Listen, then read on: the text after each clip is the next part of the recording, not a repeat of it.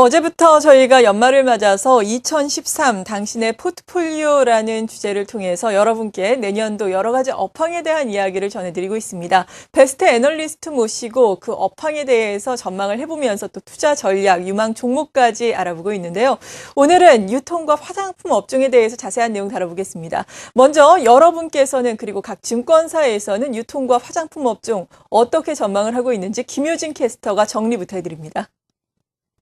네, 2013년 당신의 포트폴리오, 시청자의 포트폴리오에 담을 수 있는 유망 업종과 종목 살펴보는 시간입니다. 오늘 자세히 살펴볼 업종은 바로 화장품과 유통인데요. 시청자들은 어떤 종목 가장 관심 있게 봤을까요? 시청자 의견 한번 살펴봤습니다. 네, 시청자가 뽑은 유망 업종, 유통과 화장품 업종입니다. 특히 GS 홈쇼핑 등 홈쇼핑주에 가장 많은 의견이 있었는데요. 59%의 시청자들이 의견 내주셨고요. 이어서 롯데쇼핑 16%, 현대백화점 15% 차지했고요. 이어서 아모레퍼시픽과 LG생활건강 등 약 화장품주들이 10%의 지지율을 보였습니다. 네, 전반적으로 홈쇼핑주에 대한 의견이 많았는데요. 그럼 증권사들은 과연 어떻게 생각하고 있을까요? 증권사 탑픽 종목도 살펴봤습니다. 네, 증권사 탑픽 종목도 역시나 홈쇼핑주에 대한 의견이 지배적이었습니다. 세 개 증권사에서 의견 내주셨는데요. GS 홈쇼핑과 CJ 홈쇼핑 등 홈쇼핑들이 저성장 시대에 의미 있는 채널이 될 수 있을 것이라는 의견이 많았고요. 그리고 공동 1위를 차지한 아모레퍼시픽 역시나 세 개 증권사에서 의견 주셨습니다. 중국 시장에서 브랜드로 승부를 하고 있는데 앞으로의 성장도 기대된다고 전했습니다. 이어서 두 개 증권사에서 제시한 롯데쇼핑입니다. 롯데하이마트, 바로 하이마트와 인수합병을 시도했죠. 시너지 효과를 기대할 수 있을 것으로 보고 있습니다.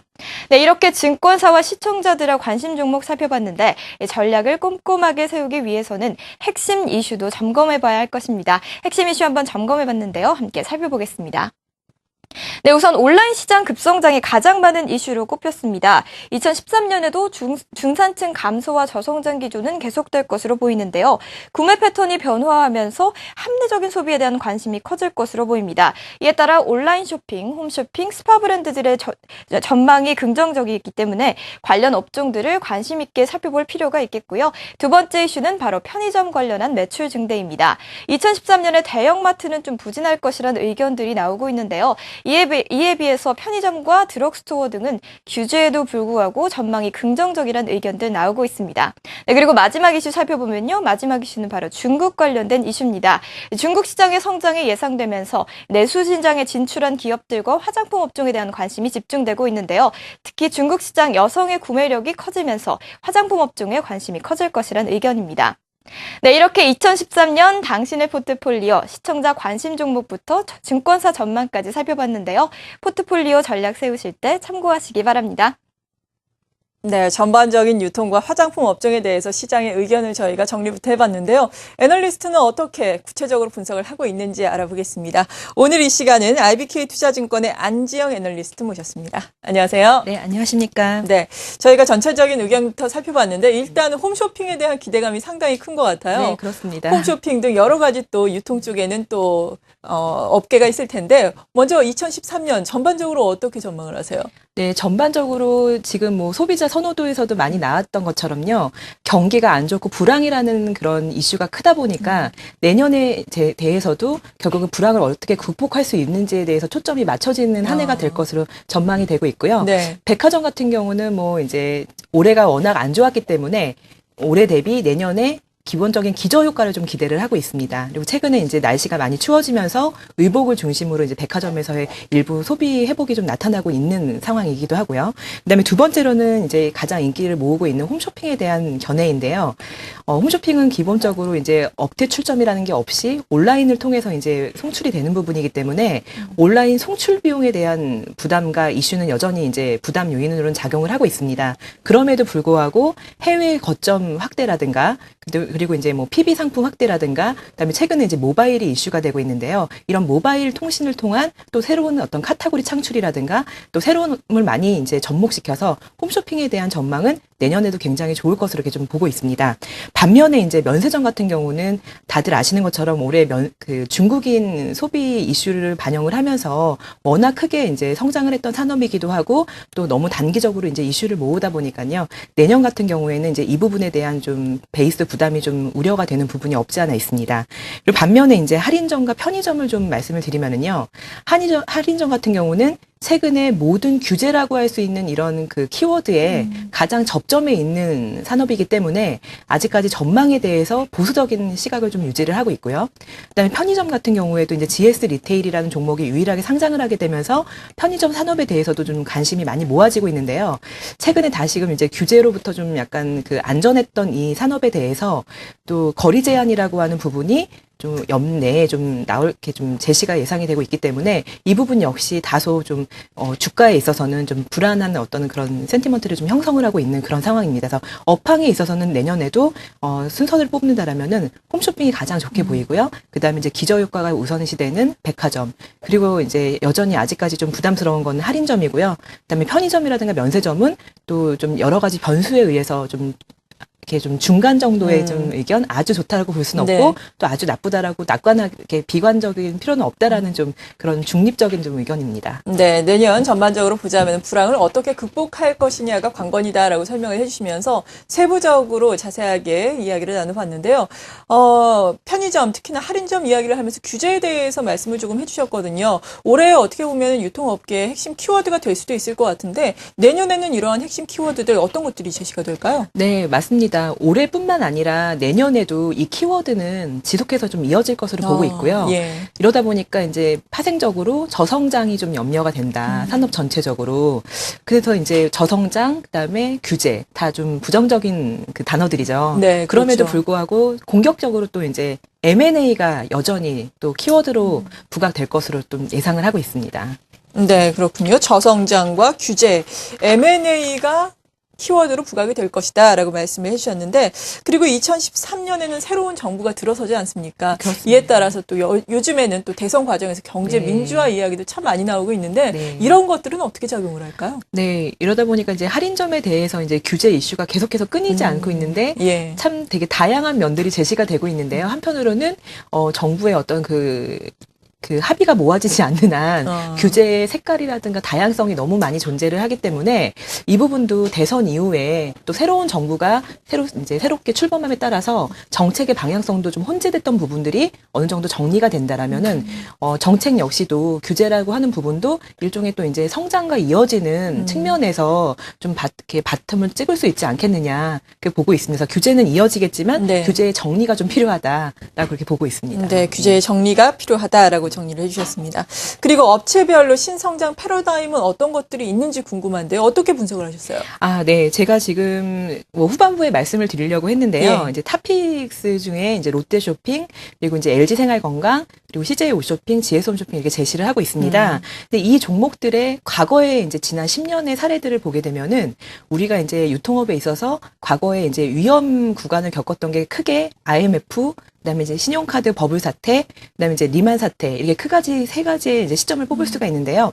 그때마다 IMF 이후에는 이제 대한민국의 이제 중산층이 확대가 되면서 할인점이 성장을 하고, 그다음에 신용카드 버블 이슈 이후에는 아이러니하게 신용카드를 가장 많이 쓰는 온라인과 홈쇼핑 업태가 또 재성장을 하게 되고요. 그리고 또 이제 리만 사태 직후에는 백화점의 대형화가 나타났습니다. 이렇게 이제 그 위기 속에서 그런 채널별로 특성을 보게 되면은 그 이면에는 또 굉장히 핵심적인 M&A의 이슈가 있었다는 부분이고요. 그때 불황이고 경기가 안 좋고 위험 시점이었지만은 궁극적으로는 아주 합리적인 M&A를 통해서 동종 업체 내에서 차별화의 어떤 우위를 확보하는 기회로 삼았다라는 점입니다. 그래서 네. 올해 역시도 이제 하이마트라고 하는 유통업계에서는 아주 가장 큰 M&A가 있었고요. 내년에는 이제 이 부분을 갖다가 어떤 식으로 활용할 것인가. 그 부분이 결국은 또 이 산업 전체의 성장성을 주도할 수 있는 큰 아이템이 될 수 있다라고 판단하고 있습니다. 네, 앞서서 내년의 키워드 중에 하나를 M&A로 선정을 해주셨는데 이 부분이 상당히 중요한 이슈가 될 것이다. 이 부분을 통해서 또 성장이 이루어질 것이다 라고 이야기를 해주셨습니다. 유통 쪽에 대해서 전반적으로 알아봤는데 이제는 또 화장품 쪽에 대한 이야기를 또 자세하게 나눠보겠습니다. 화장품 중국 모멘텀에 대한 기대감으로 많이 오르다가 최근에는 다시 좀 주춤하고 있는데요. 내년에는 어떻겠습니까? 여전히 정말 지난 1년 동안의 주가 주가 수익률을 보게 되면은요, 정말 단연코 이 중소형 화장품주들이 뭐 100%, 200% 이렇게 나왔다 해도 네. 과언이 아니어서 사실 베이스는 좀 부담이 있습니다. 예. 하지만, 기본적으로 올해를 거치면서 이 중소형 화장품 업체들이 실제적으로 엄청난 체질 개선을 겪었기 때문에요. 내년에 올해 베이스로 대비한다라면은 뭐 실적이라든가 주가 상승률에 있어서는 좀 다소 안정세를 좀 흐름을 유지할 수 있겠지만, 기본적인 펀더멘탈 측면에 있어서는 굉장히 이제 회사의 어떤 그 실적이라든가 영업력 자체가 확대가 됐기 때문에 좀 중국에서의 어떤 소비에도 수혜를 누릴 수 있다라고 이제 결론을 내리고 싶은데요. 네. 그 요인으로 말씀을 드리면 결국은 이제 중국에서도 채널 규제가 되게 심합니다. 외사 업체들에 대해서. 근데 이제 화장품에 대해서 다소 좀 긍정적인 면은 뭐냐면 자신들의 나라의 어떤 이익이 된다는 거죠. 예. 그 점 때문에 결국 이제 코스맥스는 워낙에 중국에서 이제 그 기반을 잘 닦아왔던 회사고요. 콜마 같은 경우도 이제 북경을 중심으로 해서 중국에서의 이제 신성장이 좀 기대가 되고 있고요. 그다음에 또 이제 국내에서 그냥 이라는 상품 한 가지만 팔았던 제닉이라는 또 기업이 새롭게 중국에 있는 한국 업체들을 위주로 또 새로운 OEM 사업에 뛰어들고 있기 때문에 여전히 중국에 대한 이슈는 좀 또 이렇게 핫하게 이어갈 수 있을 것으로 전망을 하고 있습니다. 네. 지금 주가가 많이 오른 측면은 부담이겠지만 중국 모멘텀은 계속해서 이어갈 수 있을 것이다라고 말씀해 주셨습니다. 화장품 쪽에 대해서도 전반적으로 이야기를 들어봤는데 앞서서 관심 종목들 미리 좀 제시를 해주셨거든요. 네. 이러한 토픽 종목들에 대해서 조금 더 자세하게 설명을 좀 해주시죠. 네, 롯데쇼핑은 뭐 앞서 소비자 선호에서도 너무 잘 알고 계시는 것처럼요. 우리나라의 또 가전유통 부분에서 1위 하는 업체를 인수를 아주 또 어렵게 했기 때문에 내년에는 이제 이 부분이 또 회사의 어떤 롯데쇼핑이라는 하나의 업체뿐만 아니라 또 대한민국의 유통산업을 끌고 가는 어떤 모든 채널을 가지고 있는 회사이기 때문에요. 네. 그 부분에서 이제 시너지가 좀 예상이 되고 그 효과는 기타의 업체들한테도 이제 같이 영향을 좀 미칠 수 있다라고 보고 있습니다. 그리고 또 이제 홈쇼핑 같은 경우는 CJ 오쇼핑이 최근에 이제 PB 상품이라는 어떤 카테고리를 확장을 하고 그다음에 여전히 또 해외 사업에 있어서도 1위의 업체로 또 그런 프리미엄을 유지를 하고 있고요. 또 반면에 또 최근에 모바일 쪽에 또 새로운 컨텐츠를 확보를 하고 있기 때문에 여전히 이제 불황 속에서도 가격대라든가 채널에 있어서 좀 그 성장의 우위를 나타낼 수 있을 것으로 이렇게 좀 전망을 하고 있습니다. 네. 그리고 GS 홈쇼핑과 LG 생활건강도 토픽 종목으로 제시를 해주셨죠. 예, GS 홈쇼핑 같은 경우는요, 사실 이제 그 상장 3사 가운데서 전략에 대한 부분 때문에 굉장히 이제 우량한 회사임에도 불구하고 좀 많이 디스카운트를 받아왔습니다. 근데 그랬던 회사가 최근에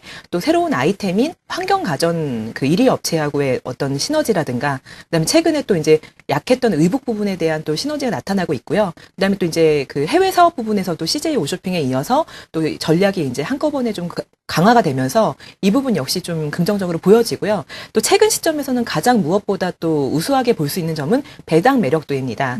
절대 배당액에 있어서 이제 주당 3,000원이라는 배당액을 한 8년 정도 평균을 유지를 해왔고요. 네. 2000년 이후로 좀 10년 이상을 한 번도 배당이 중단된 적이 없는 이제 좀 우량 회사라고 할 수 있는데요. 이 부분이 내수주 중에서는 가장 또 배당 매력도가 높은 부분이 있기 때문에 이 점 또한 또 그 긍정적인 어떤 이슈라고 볼 수 있습니다. 그리고 마지막으로 이제 LG 생활건강을 좀 말씀을 드리면은요. 네. 올 한해 이제 화장품이 다 너무 좋았지만 상대적으로 대형주의 주가 퍼포먼스는 좀 이렇게 소형주에서는 좀 낮은 편이었는데요. 내년에는 여전히 또 말씀드렸던 그 M&A라는 이슈를 가장 적절하게 잘 활용하고 있는 그런 대형 화장품 업체이기 때문에 이 부분이 또 이제 실적이라든가 영업의 방향성이 잘 접목이 되면서 또 대형주 중에서는 또 화장품의 어떤 프리미엄을 유지할 수 있을 것으로 이렇게 좀 판단합니다. 네, 잘 알겠습니다. 유통과 오늘 화장품 쪽의 투자 전략 자세하게 짜봤습니다. 2013 당신의 포트폴리오, 오늘 이 시간은 IBK 투자증권의 안지영 애널리스트로부터 도움 말씀 들어봤습니다. 감사합니다. 네, 고맙습니다.